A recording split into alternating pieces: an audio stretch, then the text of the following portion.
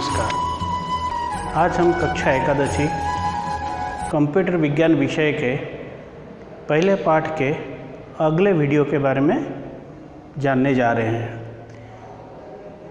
E learning के इस class में हम डाटा और सूचना के बारे में विशेष रूप से जानने वाले हैं।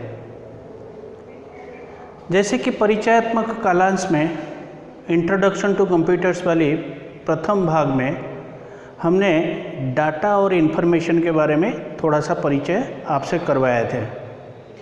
जिस चीज़ को हम कंप्यूटर को दे रहे हैं वह डाटा होता है। वह तथ्य अशुद्ध हो सकता है, असिद्ध जिसके ऊपर कोई प्रक्रिया नहीं हुआ है। इस प्रकार के अशुद्ध, असिद्ध, कच्चा माल के रूप में जो चीज़ दिया जा रहा है उसको हम, उन आंकड़ों को हम डाटा कहते हैं। इन्हीं पर प्रक्रिया करने के बाद किसी निश्चित क्रमानुसार कुछ कार्यों को कर लेने के बाद हमें सूचना प्राप्त होता है जो कि हमारे लिए आवश्यक है। कई बार हम डाटा और सूचना को एक जैसा मान लेते हैं किंतु यह सही नहीं है। डाटा इनपुट के रूप में दिया जाता है जबकि सूचना आउटपुट के रूप में कंप्यूटर से बाहर आता है।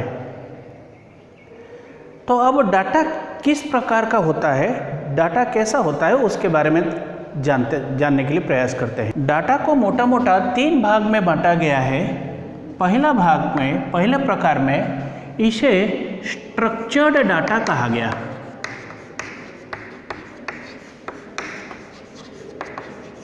अर्थात संगठित डाटा।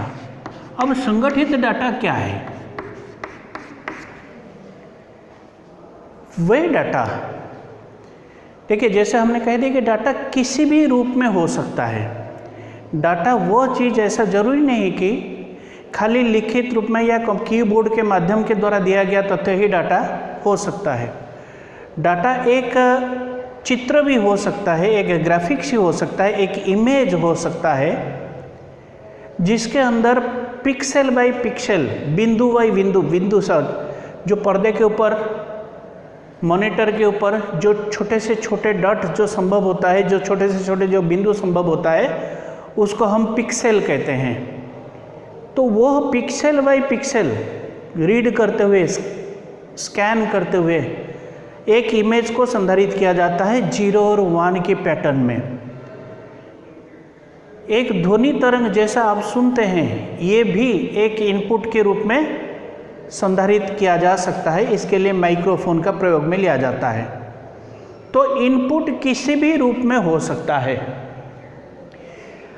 तो ये जो डाटा जब एक सारणीबद्ध तरीके से दिखाया जा सकता है तब हम उसको एक संगठित डाटा कहते हैं। जैसे कि हम कहेंगे कि क्रमांक, क्रम संख्या, नाम, पिताजी का नाम,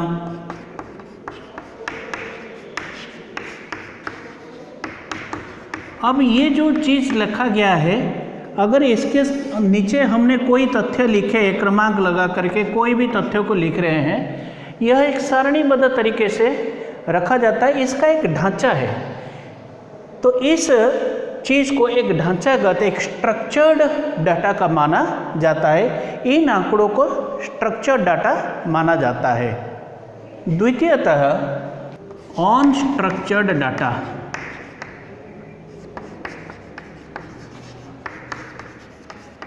यानी कि असंगठित डाटा किसे मानेंगे? जिस चीज़ को आप इस तरह का एक स्ट्रक्चर्ड, वेल स्ट्रक्चर्ड के ढंग से नहीं दिखा पाएंगे, उस तरह का तथ्यों को हम कहेंगे अनस्ट्रक्चर्ड डाटा।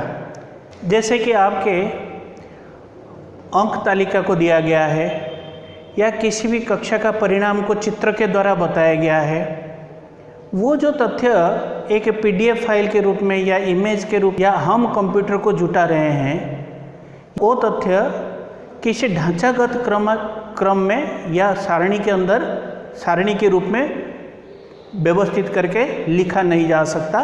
इस तरह का तथ्यों को हम कहेंगे असंगठित डाटा। उसके अंदर आप इमेज कह सकते हैं, कोई वीडियो कह सकते हैं, कोई हाइपरलिंक कह सकते हैं, कोई भी तथ्य जिसको हम सारणीबद्ध तरीके से नहीं दिखा पाएंगे। ध्वनि तरंग भी हो सकता है। ये सभी चीज़ें असंगठित डाटा के रूप में जाता तो है, कंप्यूटर के अंदर तो जाता है तो डाटा, परंतु उसको सारणी के अंदर लिखा नहीं जा सकता, उसको हम असंगठित डाटा कहते हैं। तीसरा प्रकार क्या होता है, सेमी स्ट्रक्चर्ड,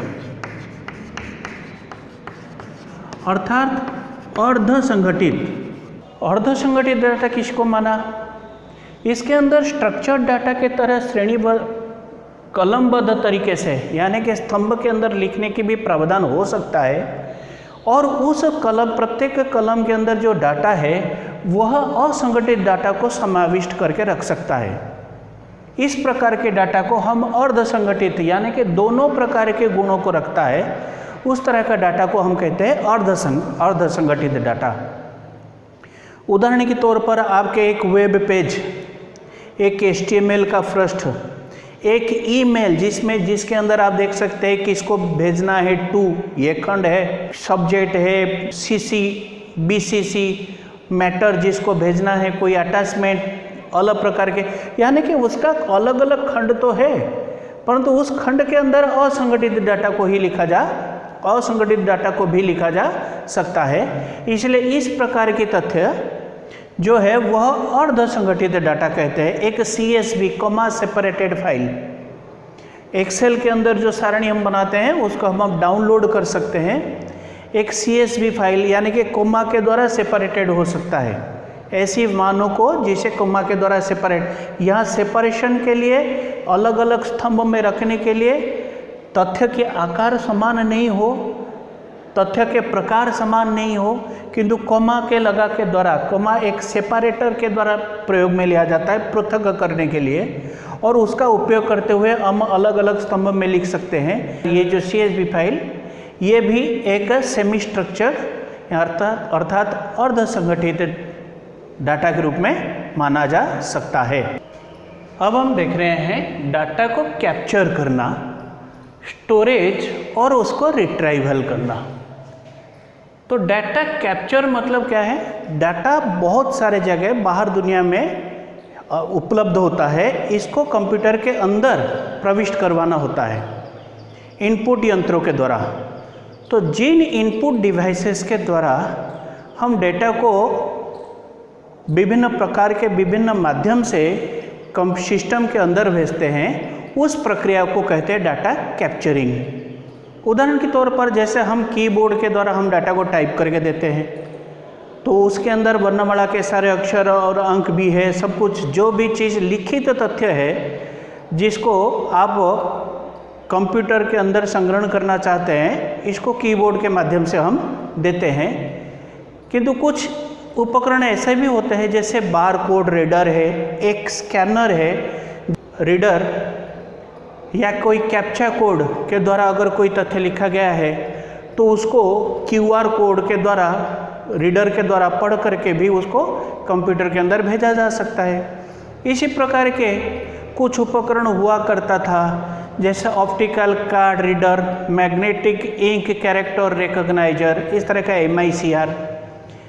तो ये सभी विभिन्न इनपुट उपकरण हैं जिसके अंदर बाहर की दुनिया में रखी गई डाटा को कंप्यूटर के अंदर, सिस्टम के अंदर भेजा जाता है। तो ये हुआ डाटा को एकत्रीकरण करने के लिए, इकट्ठा करने के लिए, कैप्चर करने के लिए, पकड़ने के लिए, जो बाहर दुनिया से है उसको सिस्टम के अंदर भेजने के लिए हम डाटा कैप्चरिंग कहते हैं। दूसरी बात कह रहा है इसको संग्रहण करना, इसको भंडारित करके, संचय करके कंप्यूटर के अंदर रखना। जो भंडार होता है कंप्यूटर का, जो मेन मेमोरी होता है, जैसे हम बार बार समझ चुके हैं, वो वोलाटाइल इन नेचर होता है, यानी कि उसकी प्रकृति है कि वह अस्थायी है, मिट जाएगा, चंचल है, साफ होता रहेगा। इसके अंदर कोई भी तथ्य परमानेंटली स्थायी रूप से नहीं लिखा जाता है। तो उस प्रकार के तथ्य जिसको हम बाद में आवश्यक समझते हैं, उसको हम क्या करते हैं, बाह्य भंडार यंत्रों में संग्रहण करके रखते हैं। तो डाटा कम डाटा हो, कम सीमित डाटा हो तो चलता है, किंतु किसी भी संगठन के लिए डाटा नित्य प्रतिदिन बढ़ता जाता है और वह सभी पिछले डाटा जो उसको दर्ज करके बता दिया गया है वो सभी महत्वपूर्ण है। इसलिए कभी भी कोई डाटा कभी भी नुकसान नहीं होना चाहिए। इसलिए जो संग्रहण युक्ति के द्वारा हम उसको संग्रहित करके रखे हैं, भंडारित करके रखे हैं, वह नुकसान नहीं होना चाहिए।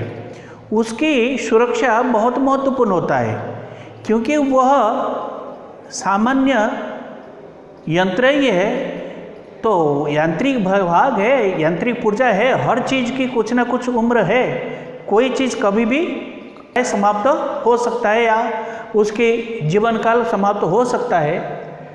तो यह डेटा नुकसान होने की बहुत ज़्यादा खतरा रहता है। और सबसे बड़ी बात है कि डाटा जैसे जैसे आकार बढ़ता जाता है वैसे वैसे यह संग्रहण की क्षमता भी बढ़ाना पड़ता है। जब हम डिजिटल उपकरण के माध्यम से तथ्यों को संग्रहण करके रखते हैं तो इसकी भंडारण क्षमता हम बढ़ा सकते हैं। अर्थात अगर एक पेन ड्राइव में एक पेन ड्राइव भर गया तो हम दूसरा पेन ड्राइव बढ़ा दिए और उसकी कीमत दिन प्रतिदिन कम होता जा रहा है। एक बहुत अच्छी बात है और हमारे लिए आसान होता है। अगर आज जो हार्ड डिस्क पहले ज़माने में कुछ MB का कुछ GB का मिलता था, आज टेराबाइट के आकार के भी हार्ड डिस्क हमारे पास उसी कीमत पर उपलब्ध हो जाता है।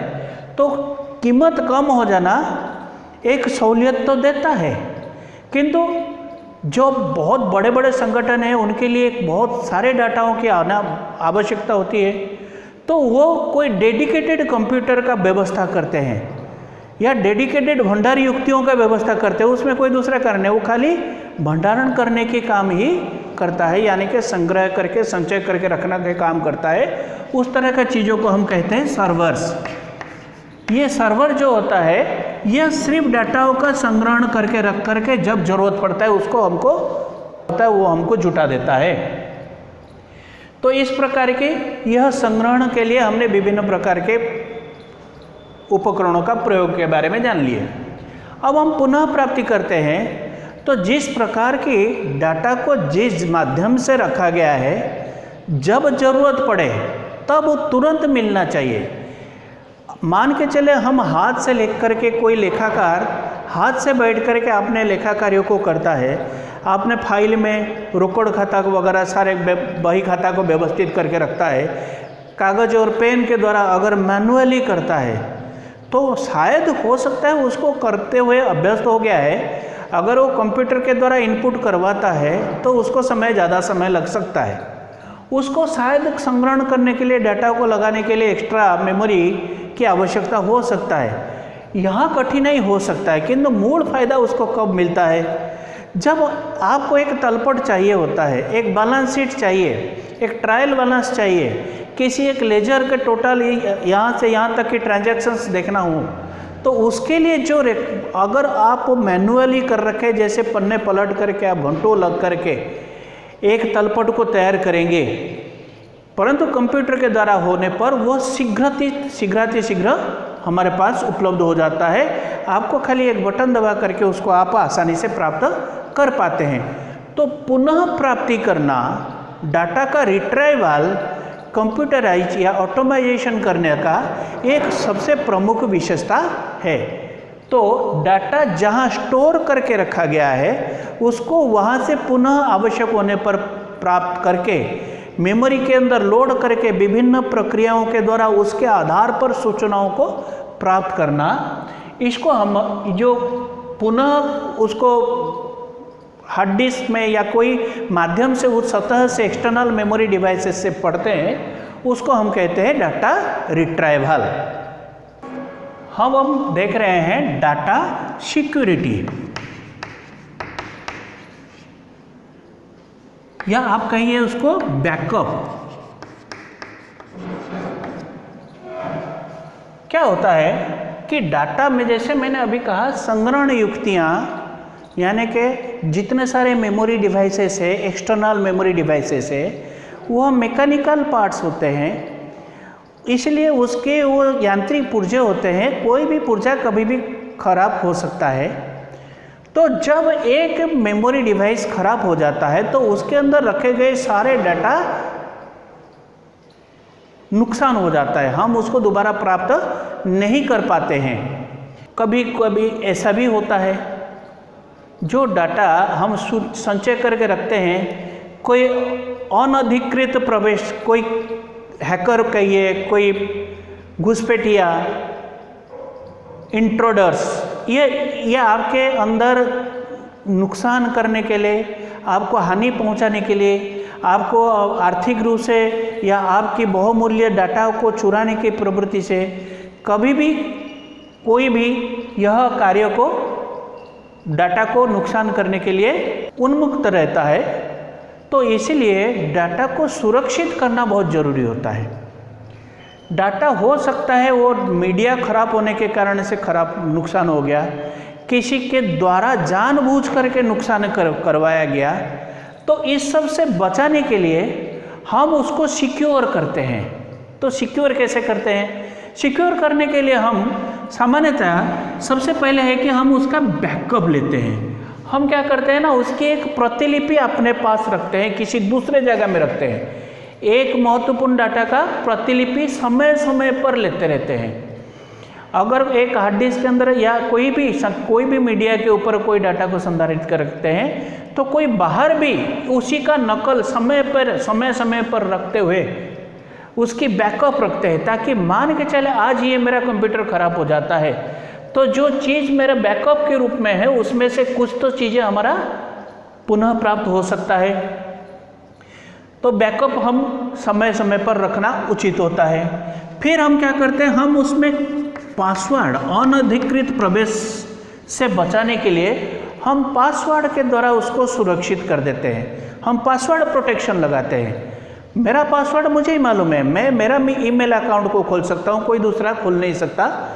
इस प्रकार के पासवर्ड का हम उपयोग करते हैं। डाटा एन्क्रिप्शन, यानी कि ये डिजिटली इस प्रकार कोडिंग कर दिया जाता है, उसको डिक्रिप्ट करना ही पड़ेगा।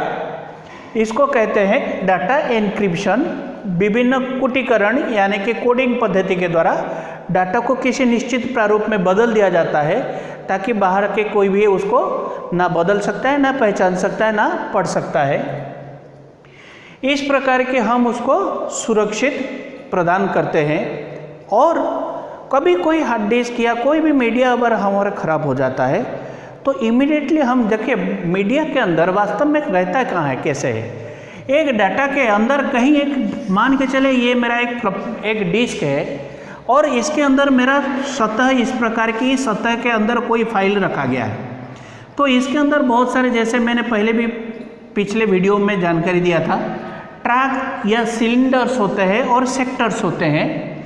इन सेक्टर और ट्रैक के अंदर तथ्यों को संग्रहित करके रखते हैं, किंतु यह अंदर रहता है, किंतु ये किस जगह में है, इसके लिए एक फाइल एलोकेशन टेबल या फैट कहते हैं, एक सारणी रखा जाता है। इसकी सारणी के अंदर वह बताया जाता है कि ये कितने नंबर के ट्रैक या सिलेंडर के कौन सी सेक्टर में ये डाटा की ये जो फाइल है ये संधारित करके रखा गया है। जब हम उसकी खाली पहला यहाँ से एक फाइल मान के चले स्टार्ट किया है, तो वह यहीं से इसी पते को, उस फाइल का नाम के साथ उस पते को बता दिया जाता है। कौन सी फाइल किस जगह में रखा गया है, वो कौन सी ट्रैक या सिलेंडर, इसके बारे में यहाँ जानकारी रखा जाता है। रहता है फाइल एलोकेशन टेबल के अंदर।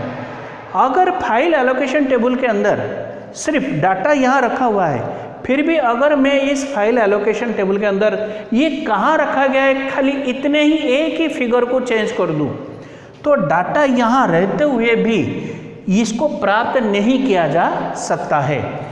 तरीका तो ये कहता है कि इसकी फाइल का नाम मान के चले abc.txt, abc.dat। अगर मेरा एक फाइल का नाम abc.dat है, खाली प्रथम अक्षर को ही मिटा दूंगा तो फाइल एलोकेशन टेबल या डायरेक्टरी या फोल्डर की जो लिस्ट के अंदर से वो तथ्य दिखाई नहीं देगा। आप सोचेंगे कि ये फाइल मेरा मिट गया, खत्म हो गया है, मिलेगा नहीं। परंतु ऐसा नहीं है, ये मिल सकता है, ये अभी भी मौजूद है। जब तक कोई दूसरा फाइल उस जगह में कंप्यूटर के द्वारा लिखा नहीं जाता है, तब तक ओवरराइट नहीं करता है, तब तक वो 0 और 1 पैटर्न में अभी भी आपके फाइल के डाटा मौजूद है।